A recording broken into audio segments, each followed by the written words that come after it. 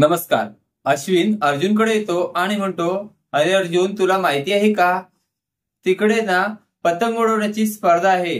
त्यावर अर्जुन म्हणतो, म्हणजे काय?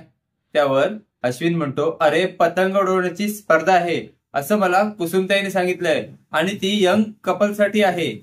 ते ऐकल्यावर अर्जुनच्या लक्षात येतं, यंग कपल साठी काय? आणि अर्जुन गालातल्या गालात हसू लागतो.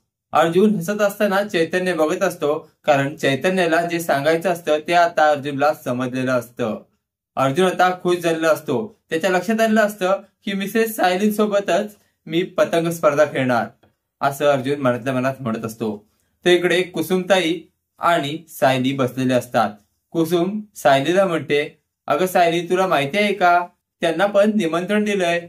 त्यावर सायली म्हणते, त्यांना त्यांना कुणाला कुसुमताई? त्यावर कुसुमताई म्हणते, अगं त्यांना निमंत्रण दिलंय पतंग उडवण्याच्या स्पर्धेसाठी. सायली म्हणते, कुणाला त्यांना? त्यावर कुसुम म्हणते, अगं त्यांना म्हणजे तुझ्या ह्यांना. त्यावर सायली खुश होते. सायलीला आता कळून चुकलं असतं की अर्जुन स्पर्धेसाठी येणार आहे आणि आपण पतंग सोबत उडवणार आहोत. सायली सुद्धा खुश झालेली असते. तर इकडे अर्जुन लगबगीने चैतन्य सोबत पतंग उडवण्याच्या स्पर्धेसाठी निघालेला असतो आणि खाली येतो. बघतो तर काय, पूर्णा आजीला चक्कर आल्यासारखे होत असते आणि मळमळल्यासारखं होत असतं. सगळेच जण पूर्णा आजीची काळजी घेत असतात. अर्जुन खाली येतो आणि म्हणतो, काय झालं पूर्णा आजी? त्यावर पूर्णा आजी त्याला सांगू लागते.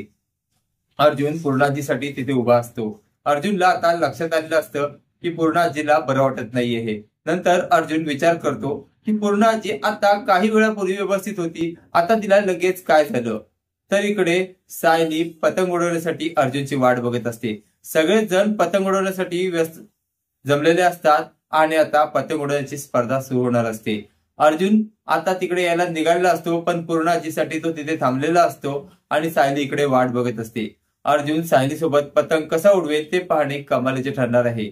असेच मालिकेचे नवनवीन अपडेट पाहण्यासाठी व्हिडिओला लाईक आणि चॅनलला सबस्क्राईब करणं विसरू नका. थँक्यू.